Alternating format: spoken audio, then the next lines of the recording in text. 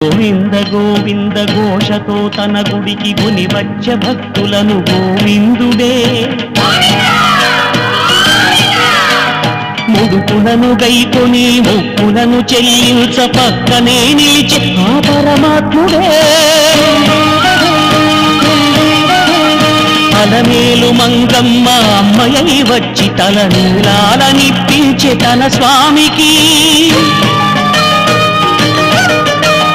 వైకుంఠవాసుడే వరద హస్తముతో తీరిల్చి పూసెలే చలువ చందనమే ఋషులకే కలుగదు భాగ్యము ఈ పసివారి బ్రతుకులే ధన్యము అమ్మని నాన్నని కలపాలని మదినమ్మి కూనిన వ్రత దీక్ష